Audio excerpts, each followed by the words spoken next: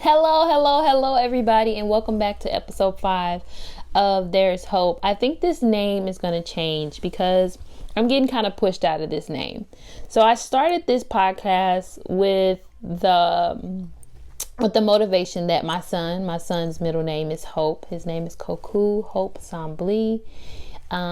He is my motivation to why I'm even here. If you don't know my story, I am a survivor. I'm a survivor. I ain't gonna give up. I'ma work harder. Okay. But his middle name is Hope. And I started this podcast with that to just shed a light that there's hope out of your situation. I escaped an abusive relationship with my ex-husband. I am a divorcee. And I escaped all the way from China. 2 weeks on the run, ducking and dodging him, with my 8-month-old son on my chest, just trying with the hope that there was more, that there was something, better than where I was at.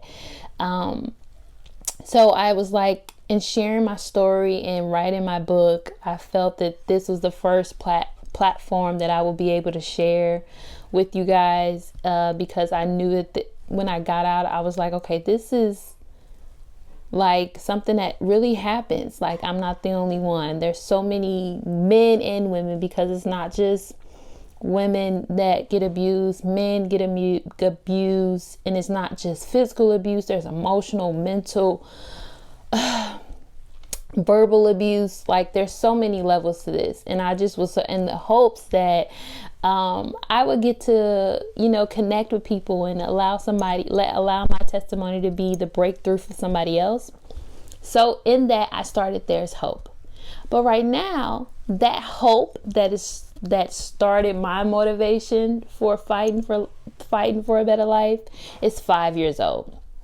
My son is 5 years old. I have a 5-year-old. And he wants to start a YouTube channel. And he watches the shows, and I'm so thankful that he's like, Mommy, I want to do that. He's not just a consumer. He's wanting to be a product. He's wanting to be a producer. So I'm excited to that. And of course, I'm probably going to put hope in his YouTube channel. So I think this name is going to change in a minute. Allow God to kind of show that. His show is Hope, There He Is. And he has this little song like, Hope, there he is. Hope, there he is.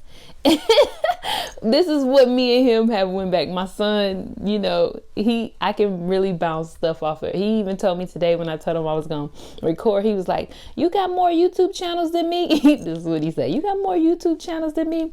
I said, yeah, Mommy finna go record. And he's like, well, I'm going to get more YouTube channels than you. And I said, okay, well, bring it on. So it's going to be his turn soon. And I think this podcast is going to be called Tea in My Toko, because we started off the season with talking about, girl, you talk too much, and just honoring, putting the new face on women talking, women actually processing our truth in a healthy way that allows growth to happen, not only for us, but for the people that come in contact with our content. And I'm excited for that. So let's get into episode 5 of There's Hope, or Tea in My Toko.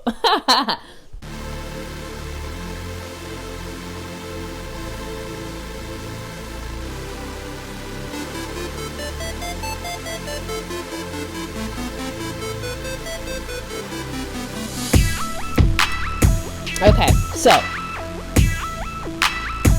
let me put this down and let's get into this topic. Okay, one more sip.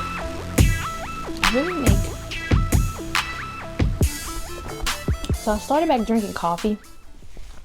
I'm naturally have good energy, but I just like the taste of coffee. I just like that kind of cream, like that little, I don't like the high of coffee. So when I used to make coffee, I used to make it with regular sugar because everybody makes it with regular sugar. But I also try, so I just do regular, this is just like some instant coffee. But whenever I make coffee, I have to put agave. So for anybody that does coffee, and agave is agave, however you say it. It's really sweeter than, like, I can just squeeze some in there. Like, I count to 3, like 1, 2, 3, and it's sweet.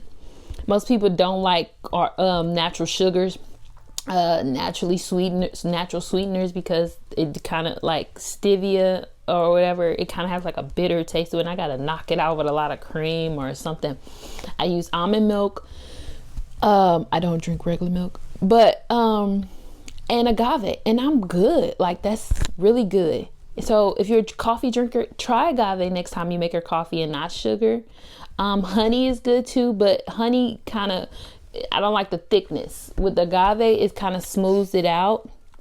So I'm just kind of, drinking, it's not, I don't feel it, like, I don't know. That's just me. But anyways, into this episode. So today, as promised, we're talking about purity. Not even purity. We talking about celibacy. We talking about we're gonna let this flow. So I want to pray. I want to pray that God, whatever that you bring to me, that it lands on fertile ground for someone, that this may help them navigate through who you are calling them to be. And that I just ask and pray that you just guide them and allow them to have fun with the journey that that they have walking with you, God Jesus, and that they just see who you've called them to be. They see themselves as you see them. And I just thank you for that. In Jesus' name we pray, amen. So here we are. So I'm gonna read what I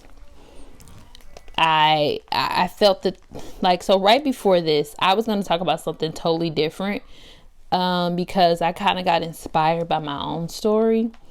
In my first episode of season 1, I talked about just my story, what I just shared, of how, like, I kind of escaped. I kind of gave kind of some details, but not really details. Yeah, I did. I think I did, because it was like an hour episode.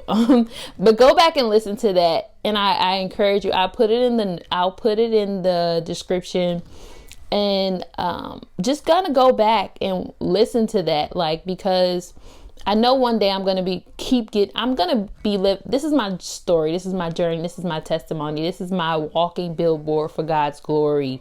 I have a book coming out. I'm still in the process of, so someone told me a long time ago not to write my book now, to wait till I got this big, because I'll have a platform. I know God is going to give me a platform, and I have a platform now, but I know I'm going to have a platform that's going to allow me a different stage of my platform, where I'm going to be really being able to speak into thousands and millions of people. So in that platform, they was like, wait till you get that platform, people know you, and then release your story. And I knew that worked if I had a testimony that was not life or death. Like, if I had a testimony about just, how everybody's just, not everybody, but just like, okay, you got to just push through, something simple. But abuse is life or death, because a lot of women, a lot of men don't make it out of abusive relationships, or don't make it out of it sane enough to even navigate life in a healthy way, or even get a good perspective to keep doing life well. So I was like, okay, I know what y'all saying. I understand it. But if I can save somebody now, I have family members, I have friends that are in these situations now. Like, they need to hear this now, because what it is life or death. If I could have got saved even 2 months, 2 months off of my journey, because somebody told, there was, content out there, there was something I could really get to in that time, I would have, it would have planted a seed a little earlier for me, and I wouldn't have to wait 3 years to get out of an abusive relationship. But God works in his timing, neither to say. But just the fact that it was life or death, like all those times I was getting hit, that was like the slip the fall. Like those were the kind of things where I'm like missing the edge of our glass table by this much, or our windows, or ceiling to the windows in the apartment we had was from ceiling to floor. So like there were these just big glass windows where I'm getting pushed and I'm like this close from, ramming into the window, like life or death, like gone. So I'm like, okay, I can't wait that. But I knew too, someone told me that the process of writing your book, that's years. So me writing my book took me 2 years. Me now in editing, I'm right now 5 months into editing and I'm still in just editing. So I'm like, okay, I got to get this started because I don't need to be at my peak. And now I got a whole nother year to kind of like now dive into trying to read a book. But I went on a tangent in that. I didn't even want to go on a tangent in it. Why did I go on that tangent? But anyway, we'll probably cut that out. But anyway, so purity. And I'm going to read what I felt that the Holy Spirit gave me. And then I'm going to give my experience with celibacy. Because I'm not pure, of course, because not that I'm not pure, but I'm not a virgin. I can't give that experience. I can talk about when I was a virgin for somebody if that's your journey, but I'm talking about people that you've, allowed your flesh, to speak louder than your purpose, if that makes sense. So here we goes. Purity is not what you think, but what God thinks of you. You cannot grab and hold on to it based on your idea of you. Stop trying to chase your version of you and chase mine. I need you to give up sex and relax in my comfort. What is sex but a cheap version of an expression of love? Love comes from me, and in you I have placed ways to express it in all forms, both spiritually, mentally, emotionally. Last but not least, physically. Adam and Eve was the last. Adam and Eve. I gave Adam Eve. When I gave Adam Eve, that was the last thing I gave them. Was each other, for the pure reason that they would see me. So, and when they came, I got a little off track because I was like, okay, God, you didn't give Eve anything.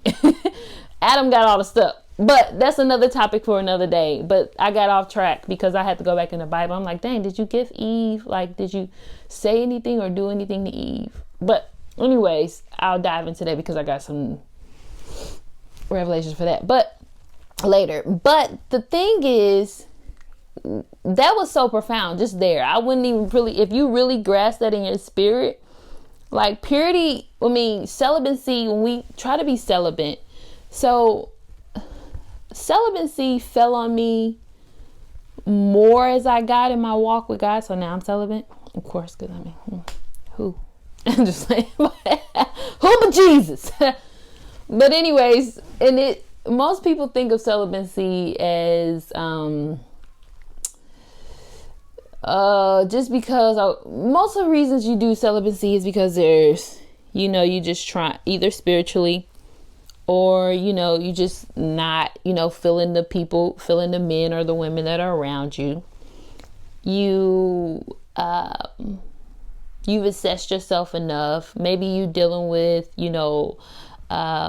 body issues or just something in your body where you can't, functionally, have that, or it's not safe for you to just be out here, like that. Whatever the case might be, I think this is a new perspective to the only way you will be able to hold on to your purity is if you are chasing the version of you that God sees. And that's how you really get a grasp of it. A lot of times it's hard. Like some nights I gotta cry myself to sleep because I'm like, okay, God, I'm used to, answering that call of my flesh. I'm used to call up somebody, do something, but I'm like, okay, I want what you have for me. And what helped me so I wasn't always, and I would dive back in and out of it. And I would pray and be convicted. I'm like, okay, God, we back on this train. And then but what finally clicked for me is when I got more consumed with who I was becoming than who I was. And in trying to grasp who I was becoming, I knew there was so much work to do that was on my mind more than me like, okay, let me answer this call, let me answer this text, or I got a little I got a little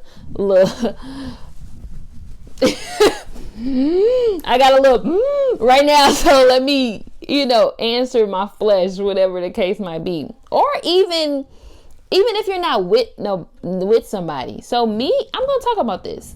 Me, I cannot do the teasing. I cannot do the pleasure in myself because it's a tease. And I'm going to go here because that too sets off. You have to be aware of yourself. So a lot of the times that I did that, I would be I don't like the roller coaster of dealing with he, her. I just don't like the roller coaster. I'm in a space where I don't get the luxury of having a roller coaster. Emotionally, I don't like the roller coaster. So I don't have the luxury of having it. Either we hear it, like, because that takes a lot. To share that part of you, to share yourself, period, it takes a lot. If you're not doing it physically, if you're doing it mentally, if you're doing it mentally, emotionally, and just sharing yourself, period. I don't even know where I was going with that. And this has been a process, y'all, because every time I try to record this, something is trying to distract me, and that's what your flesh can be. It can be a very big distraction. And I'm trying to stay focused. And what I want to say is, the way I stay focused is because I allow God to allow me to see me. And a lot of you guys don't see you.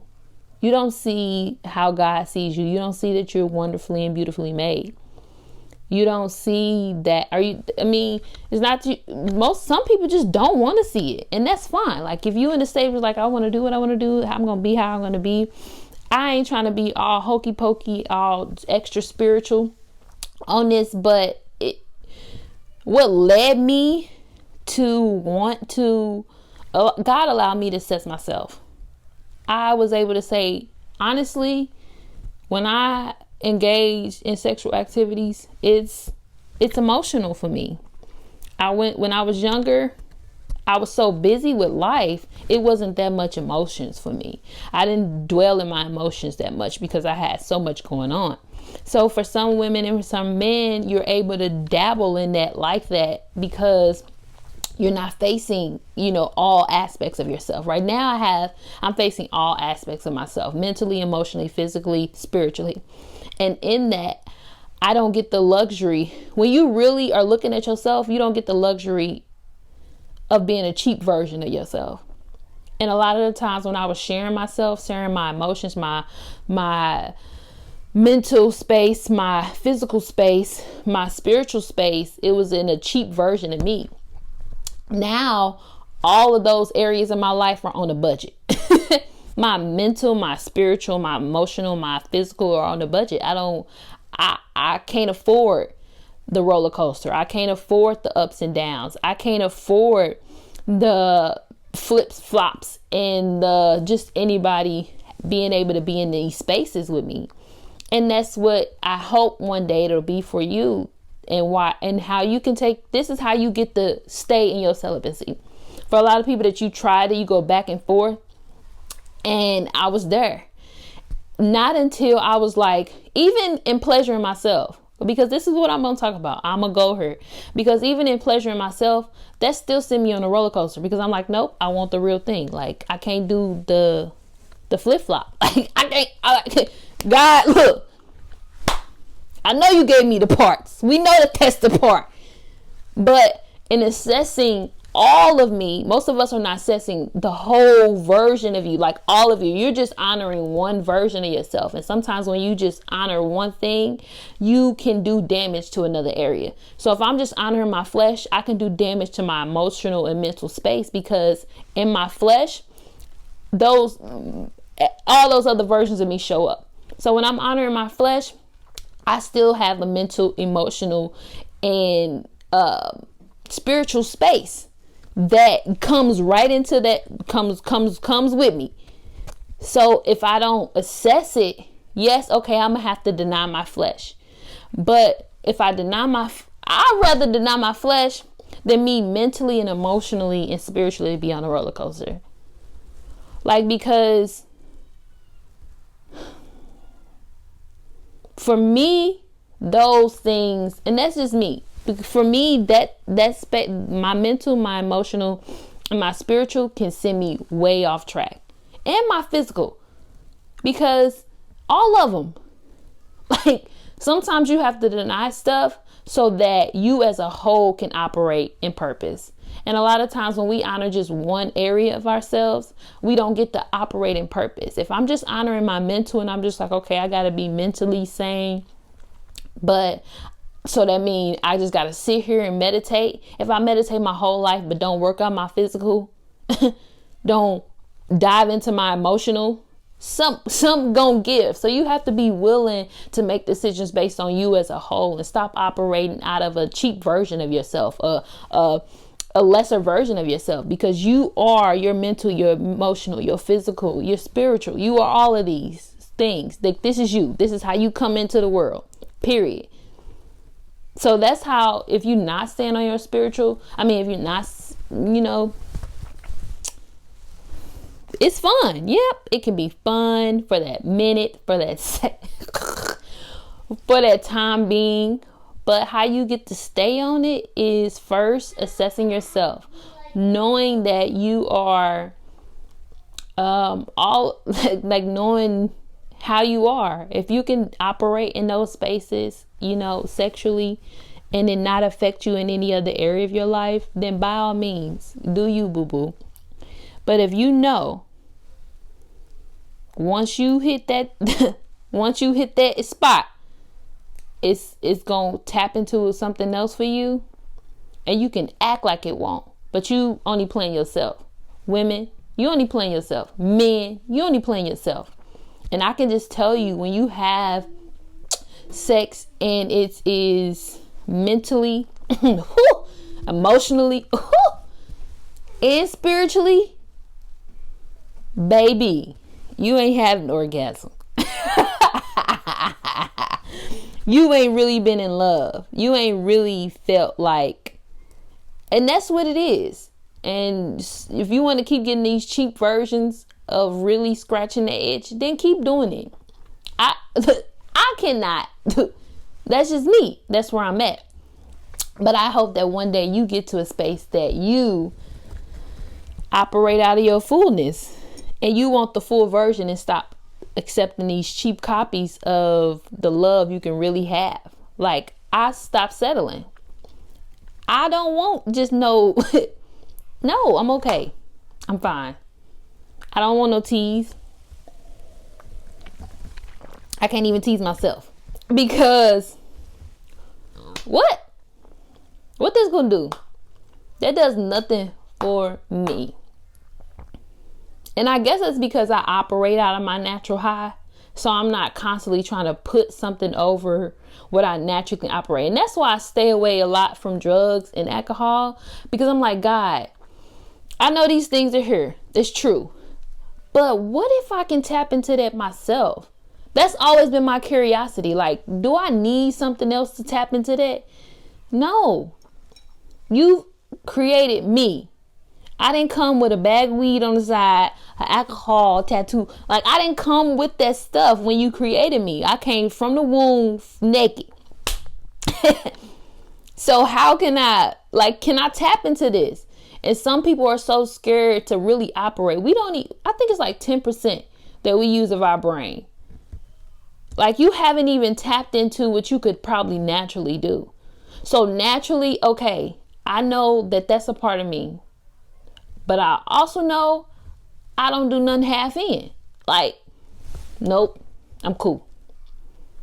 That's just because I've started honoring what I actually need. You're not honoring what you need. You're just trying to get an easy, quick fix. And that's what's the problem with half of y'all. Y'all want a quick fix to every damn thing. Excuse my language. Y'all want a quick fix. And that's making you operate right where you been at, boo-boo. And that's fine. But I would not be a friend, and I would not be, who I am if I didn't tell you you deserve more. You can have more. Ain't even about you deserving more. You can have more. If you want just the cheap version of him and her, keep doing it. But if you want that full package, if you really want everybody want $1 billion financial needs. I want $1 billion mental. I want $1 billion, my $1 billion emotional needs. Like, I want to be a billionaire in every area of my life. What does that look like? I don't want just $1 billion in my bank account. I want $1 billion in my deposit of love, $1 billion in my deposit of emotional health, $1 billion in my deposit of mental health. And I ain't seen it been done. But I'm like, okay, God, again, couldn't I do that? So I'm willing to take that journey, because hopefully that'll allow a lot of people to stop. If I'm willing to go in the depth of because it got to be somebody to do it first.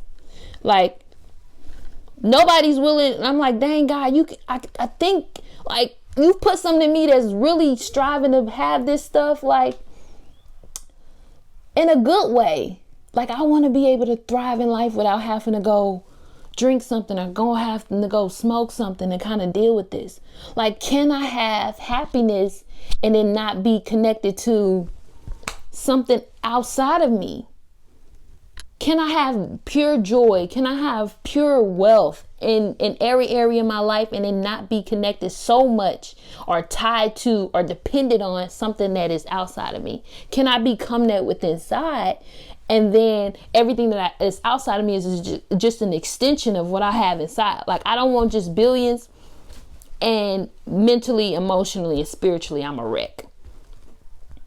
I don't want to just be this just joyful person spiritually and emotionally, but then mentally and and financially, I'm, depleted. I don't want to be that either. So I'm like, God, can I have all of this? Really be full.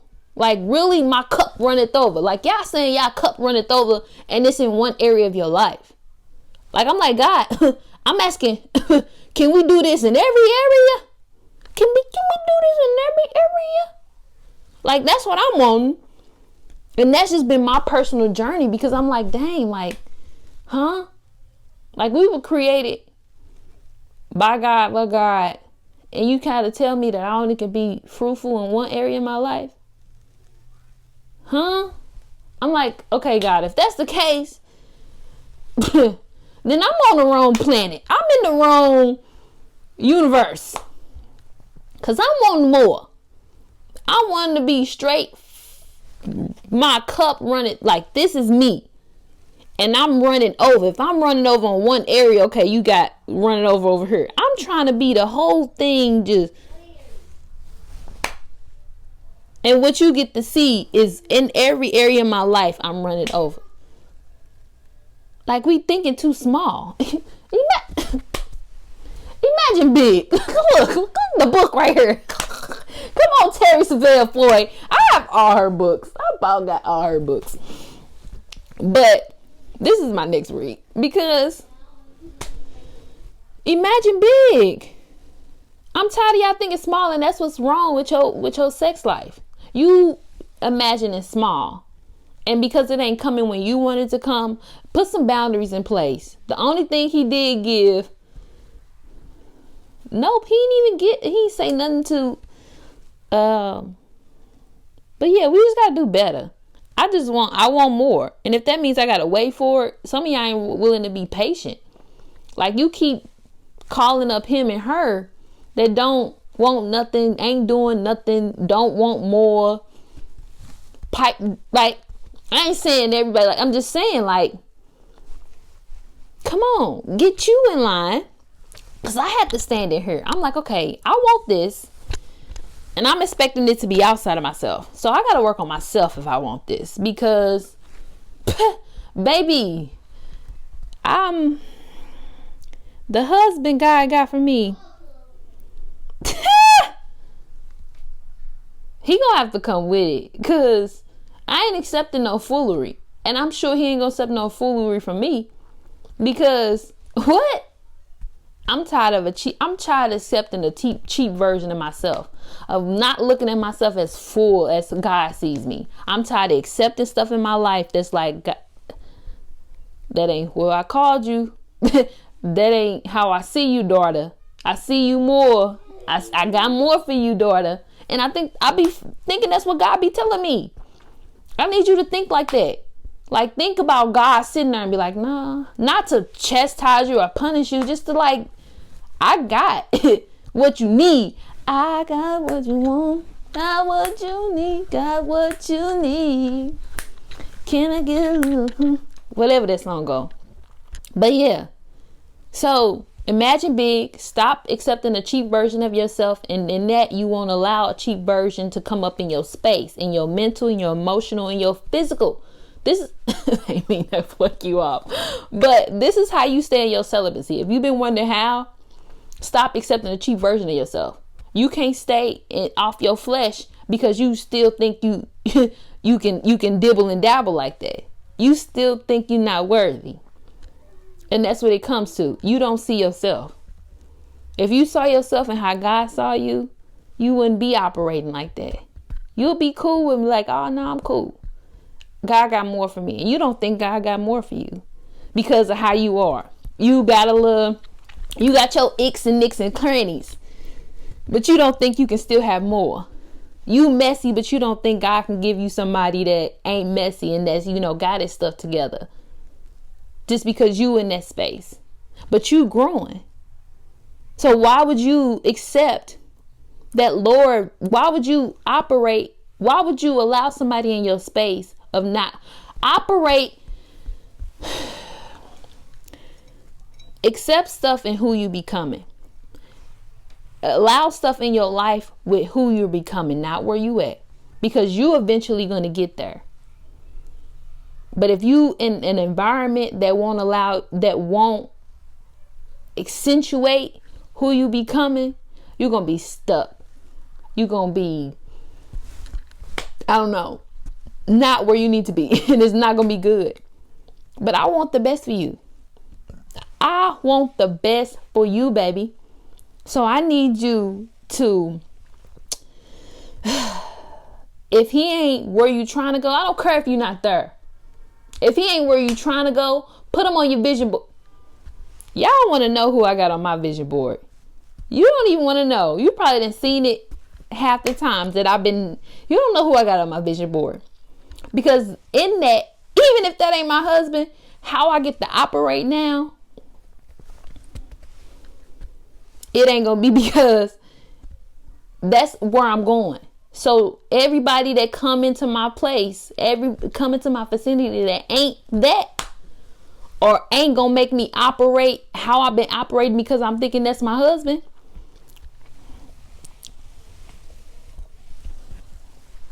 out of luck. You can't come with the ucky doke because I'm not worried about where I'm at because I know I'm growing. You not growing, and that's why you still operating like that. That's the big hit. You ain't growing. You ain't willing to grow. So yes, you're going to keep letting him and her call you. Yes, you are. And yes, you're going to keep answering the phone. Yes, you are going to keep. It is hard, y'all. And some of y'all want it to be easy. I want it to be easy. I want it to be easy. Every day I'm crying with God because I'm like, God, this is not.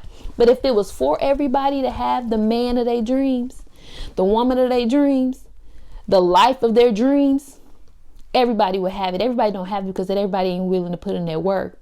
You ain't willing to sacrifice and set in boundaries and close your legs. You ain't willing to. But then you want to yell and yip and yell. These females and these men ain't nothing. Generalizing everybody because you ain't doing the work. I will never put a generalization on men and women. I won't. Because everybody's different. But everybody that is ain't doing the work. So this ain't for him, her, what they ain't doing. This is what you ain't doing. This is what you ain't doing. You ain't doing it. You ain't doing the work, but you want somebody else to do the work. You working on one area of your life and you thinking everybody got it. And you ain't seeing the men and women because you only working on your physical. You only end up in the gym working on your physical. And since other men and women ain't up in the gym working on their physical, these women and these men ain't nothing. But are you emotionally okay? Are you mentally okay, baby? Are you spiritually okay? Huh?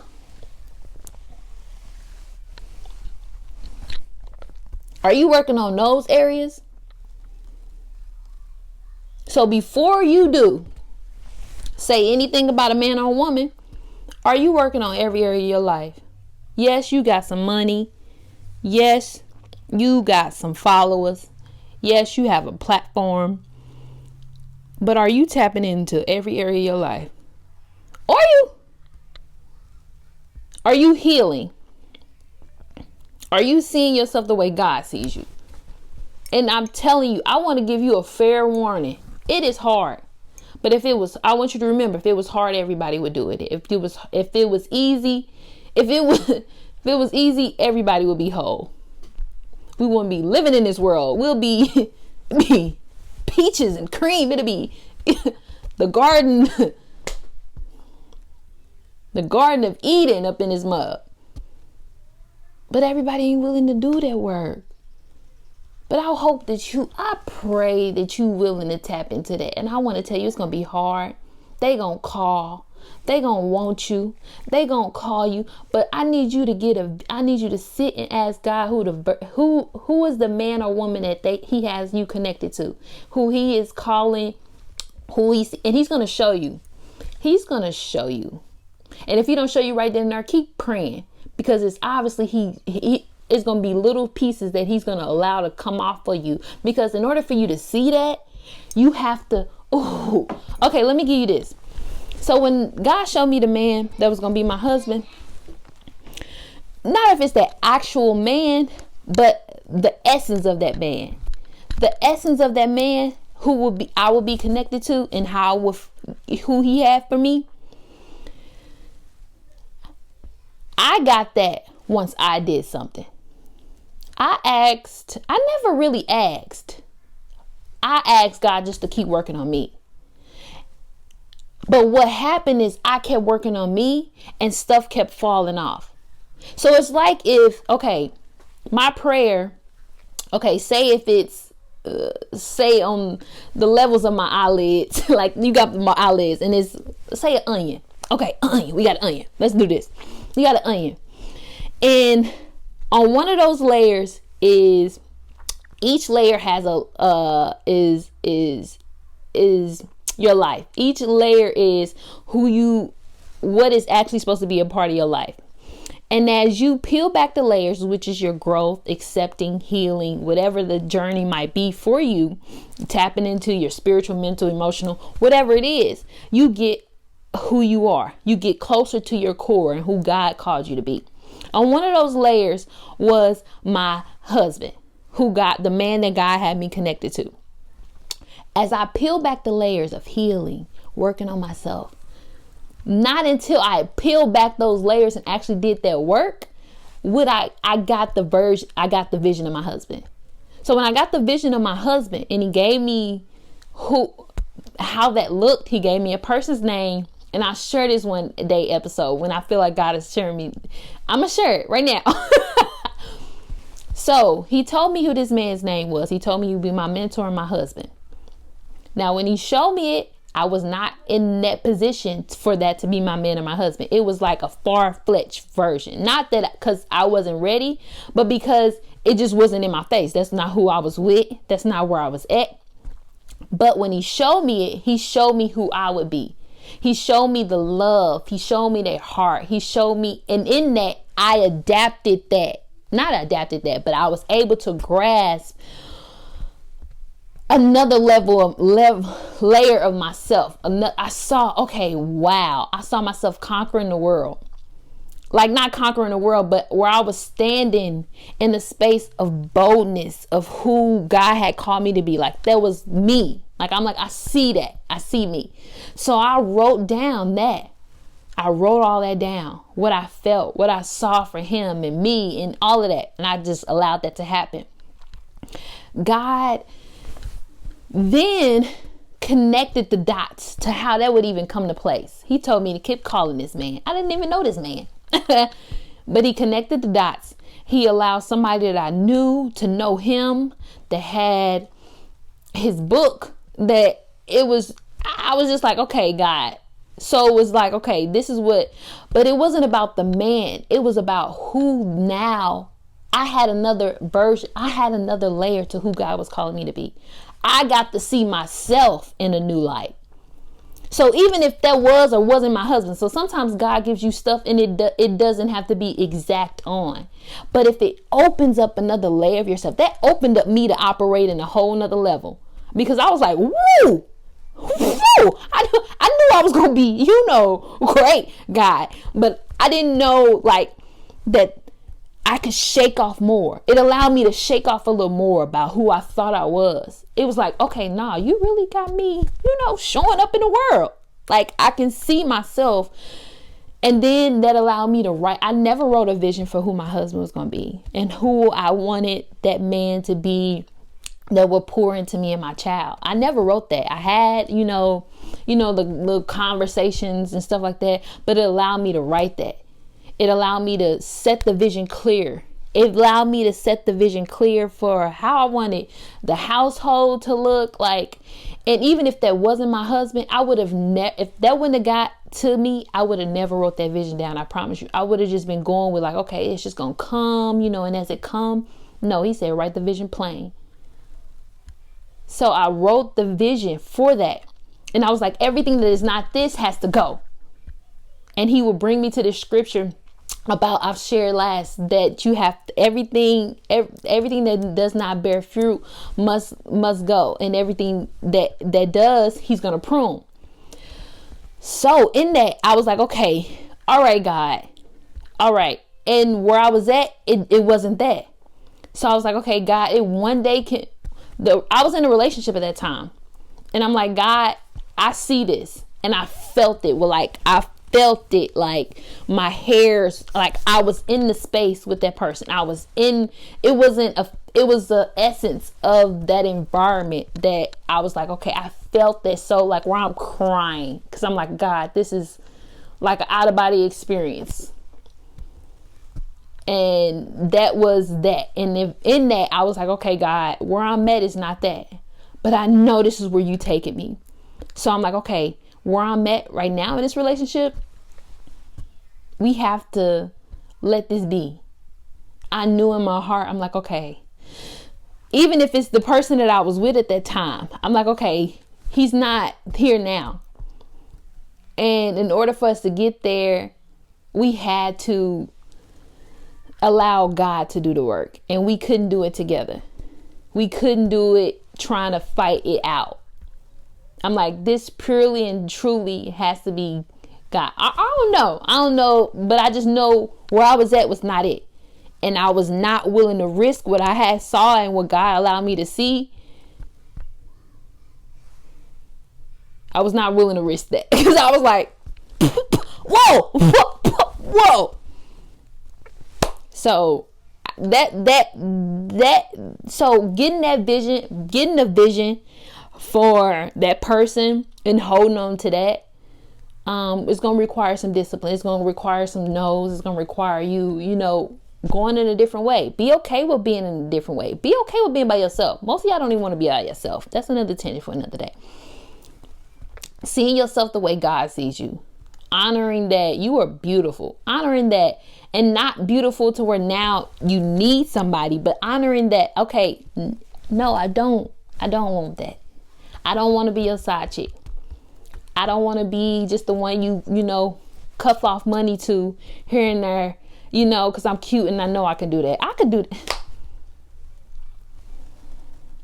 So the people I usually meet, I've always come in contact with, or people that were well off, in some area of their life. And then when I was younger, it was really, my ex-husband was,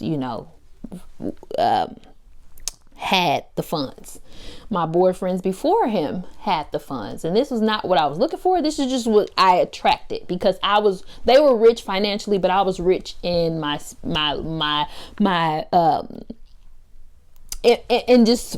in my personality and who God was calling me to be, in my mental and physical. And so I was rich in those areas, but I wasn't rich financially.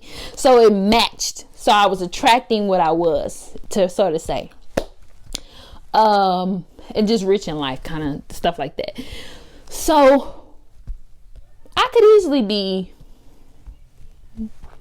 somebody little sugar baby. I'm gonna say that because that's easy. And most of y'all somebody sugar baby, I ain't even doing it right. But that ain't even for her. I don't even think I want to go there, because I don't want nobody to really stay in that and try to really figure that out. But y'all being sugar babies, and y'all operating like me, a single mama. Like, your sugar baby status is whack. So, ooh, her. But anyway, so do better, y'all. God has called you to have so much more than you think. And I pray that one day, as you find it out, like, you gonna really, really adapt a life that really allows your cup to run it over. I'm at the end of my coffee, and I'm at the end of this episode. But I hope that it helped you in some form or way or fashion, and staying on your journey to who God called you to be. So cut it off. Cut it off. If you got to say no, if you got to keep your legs closed for a little bit, try it for a week. Try it for a week and see what happens. See what happens. Just see how you see yourself. Try it for a week and just dive into you. Focusing on you. Me, I love being wanted but not had. As soon as you got me, some change. Especially if you're not who God called me to be. And 9 out of 10, it ain't who God called me to be. Yeah, because but be wanted and not had. Grasp that first. Yes, they gonna want you, they gonna DM you. That don't mean they can have you. And they shouldn't be able to have you if that's especially not your husband. If he ain't your husband, or that ain't your wife. A man that finds a wife finds a good thing. And y'all trying to run away from wives and being in relationships because y'all ain't doing relationships well, because your relationship with yourself ain't even well. you up there blaming relationships and whole. No, I don't want no relationship because they do this, that. I don't want to be married because this and that. That's because your perception of those actually things is trash. I'm gonna tell you that it's trash.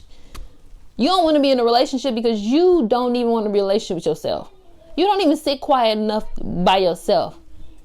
You haven't even worked on your healing. You haven't even healed from your past or your family hiccups. And you blaming relationships and marriage on your unhealthy relationship with yourself. We need to do better. We need to do better, because I was there. I've always been a hopeless romantic. I've always wanted that fairy tale love, and I'm going to have my fairy tale love. Somebody tell me it don't work like that. In what universe? I've had fairy tale love. Everything that I've had that, it's a movie. My life has been a movie. How I've interacted and gotten opportunities and came in contact with people has been a movie since I've been born. So I'm a testament. I will promise you, if you will ask me stories about my life, DM me stories about my life. If you have given up on love, if you've given up on just pure movie-like things happening in your life, text me, call me. because I want to shake that off of you right now. Because you don't think that happens. How I met my husband was a story. That's why I'm writing a book about it. Bestseller, number one book bestseller. It's going to be a bestseller. How I've come into any relationship, how I even got to China is a story. Like, just like in a movie. It's been fairy tales. That's because your perception of how life works has been distorted by you not willing to imagine big.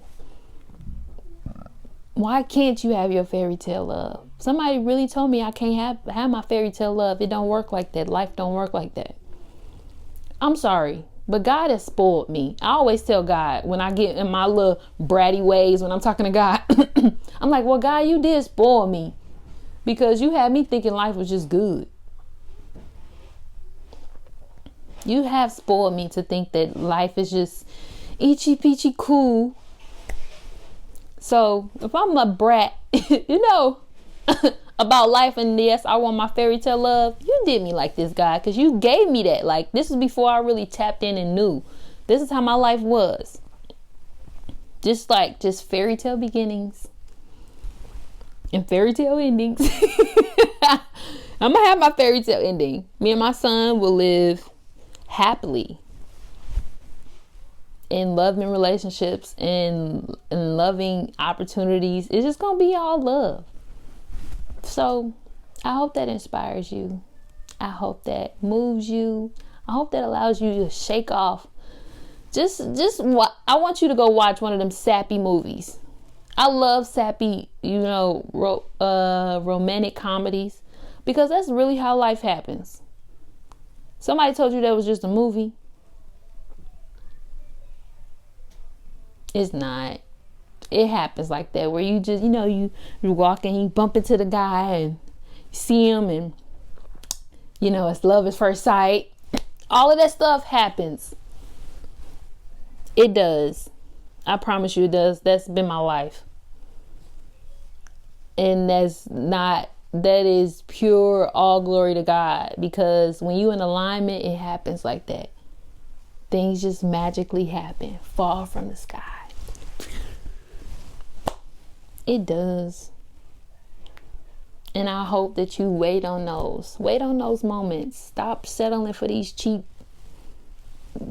bootleg copies of life. Stop adapting perceptions, these cheap. That's what the enemy wants you to do. Think that you can't have that. Think that you're not worthy of that. You're not worthy to be loved truly for you. And not somebody trying to change you or not accepting that version of you. Yes, you're going to grow. Everybody's going to grow. You're going to eventually grow.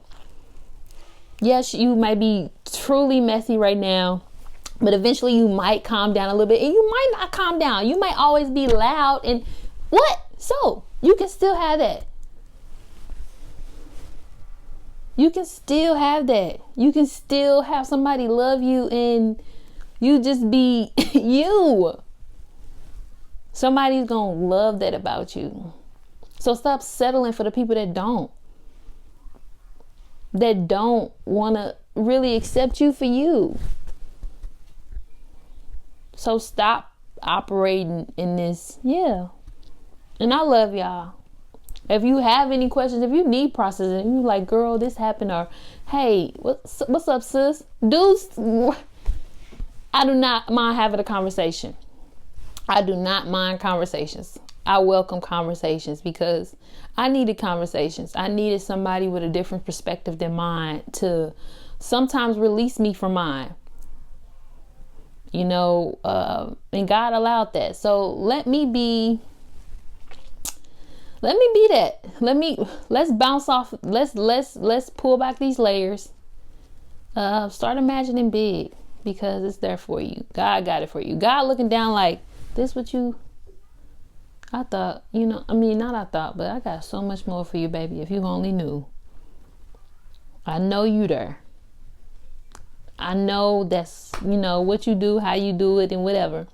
But I got so much more for you. And if you want to accept that, then start doing the work. But if not, love your life and keep living. All right, y'all guys. So this is the end of this episode. I hope this helped. And I love you guys. See you next time. I gotta thank God for new day. Yeah, I know there's hope. I feel like I'm on my way.